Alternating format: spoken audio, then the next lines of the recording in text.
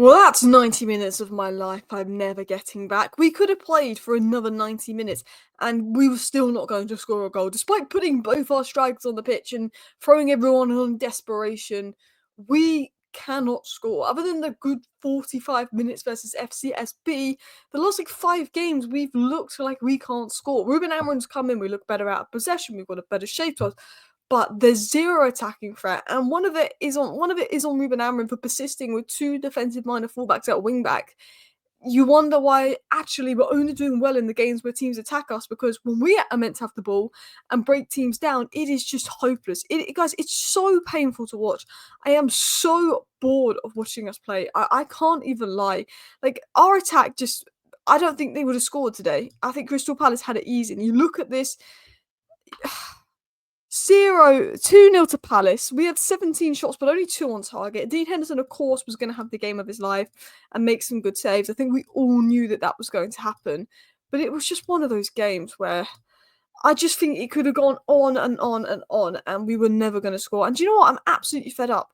I'm absolutely fed up of just everything at this club. You know, the fact that Dorgu wasn't here for this game, who would have made a massive difference. I don't know what it is. The Lick probably should have played over Maguire. Maguire had a very bad game today. He was at fault for both goals. Lissandro Martin is coming off injured and probably doing his ACL, it looked like. So he's probably out for the rest of the season, which means if Luke Shaw stays fit from now until the end of the season, we're probably all right. But do you think Luke Shaw is going to stay fit from now until the end of the season? There might be more chance of Mason Mount staying fit. So maybe we play Mazraoui left centre back. I mean, great Heaven's coming, great Dorgu's coming. I still think if we didn't let Dorgu sit on the bench for that extra game at Lecce and actually just brought him in right way, he could have played left wing back instead of Delo, because that was a game to forget for Delo. That was a game to forget for for Harry Maguire. And now Lissandro Martinez, who might have had a shaky start to the season, but the last 5-6 games, Lissandro Martinez has been one of our best players. He's the only player in that defensive line that can see the runs and play those balls over the top. And now he's injured. It was just a game where, honestly, I could have fallen asleep. And this is what I tweeted at the middle of the game.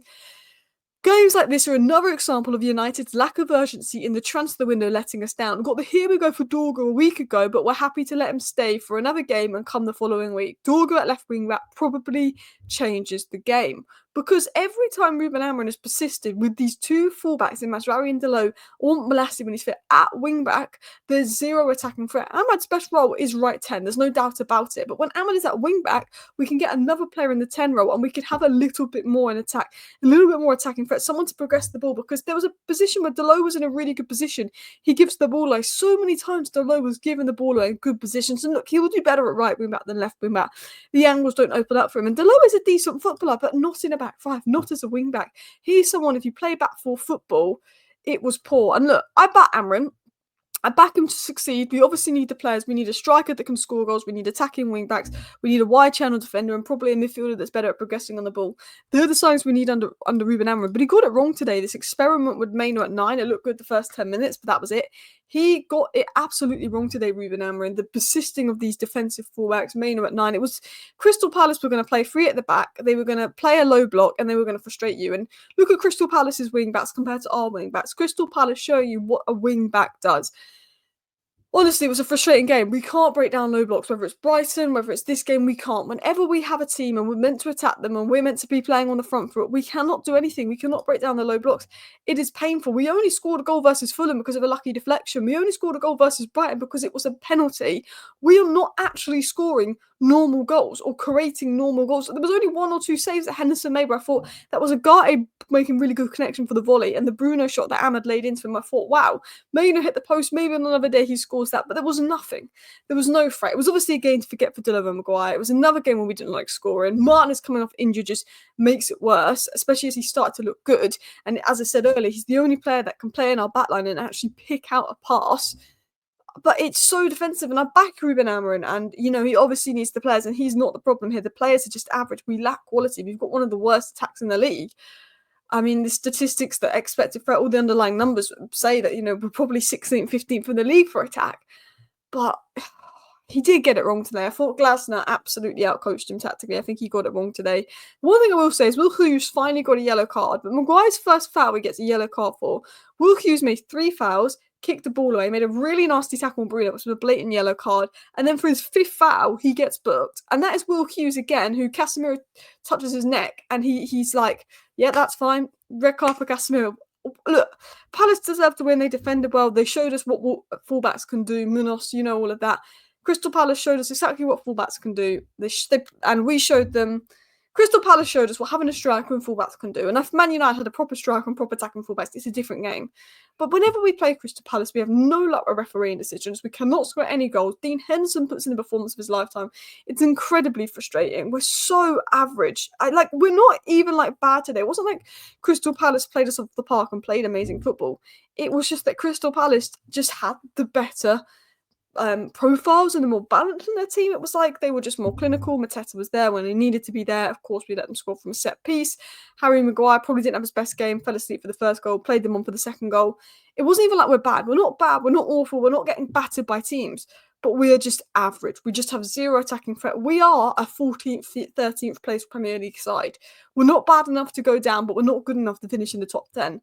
That is sadly what we are right now. I thought Bruno did well in the 8 role if we're going to look for positives. I think that he did all right, getting heavily involved. I thought the first 20 minutes was nice from United. I thought the first 20 minutes, we had some good patterns of play. We looked better in attack. I thought Maynard did all right. And then it was very obvious, no, we need a striker on the pitch. And Amorim was very reluctant to make those changes. I mean, Ahmad was the only player in attack that looked like he wanted to make something happen, was creating chances. But do you know what's annoying as well? Is other than Ahmad, we just kept giving the ball away. We'd place 2 or 3 good passes, and the 4th pass, we'd give it away, or we'd have to go backwards. And I looked at that game and I said, if only we could have got Cunha, who's obviously signed a new deal at Wolves, but if only we could have got Cunha. Because I saw this game come in. I don't know why we wouldn't make Dorgu available for this game. We know Crystal Palace were going to park the bus and frustrate us. We know we can't break down low blocks. I knew that this game was going to be one of those games where we probably don't score or struggle to score. I just had a feeling about it.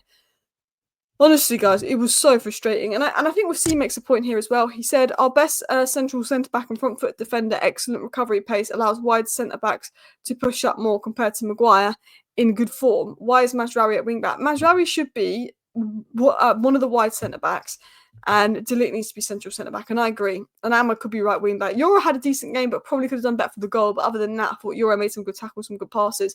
But right now, because Luke Shaw's not going to stay fit, it's Mazraoui left centre-back, it's De Ligt central centre-back, it's Euro right centre-back. That gives us a little bit of pace. Ahmad needs to go right wing-back, or Delo can go right wing-back because Dorgu's going to go left wing-back, so at least we have some threat there. Ahmad right 10, Bruno in the pivot with Agati or Cole is absolutely fine. Garnacho's going to compete with Tel for left 10 because Tel has chosen Man United. And then up top, you know, maybe it's Maino, maybe it's Hoyland, maybe it's Xerxes, maybe Maino goes left 10. I don't know what to do, but I think we've seen Spawn. Those comments there, and I think Beth made a good point here.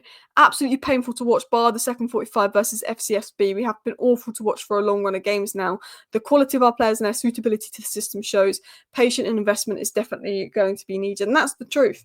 Until we get big investment in the summer, it's going to be more like this to the end of the season. I think we can't rely on Dorgu to be our saviour at 20 years of age, but I think Dorgu coming in and actually being an attacking wing-back will make a big difference. But it is so painful, guys.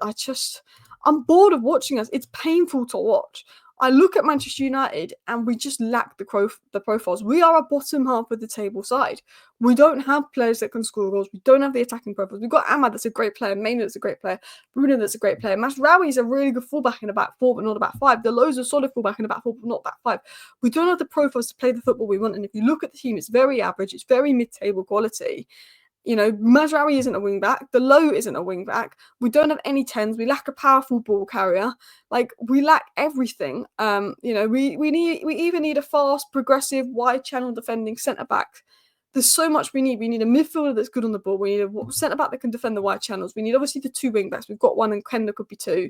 We need a striker that can score goals, and we need a good, powerful ball carrier in the squad. Now, Mathys Tel coming in is definitely going to help us. He was choosing between Man United and Arsenal today. He probably watched the game. He probably looked at the Man United attack and thought, yeah, well, I walk into that attack right now.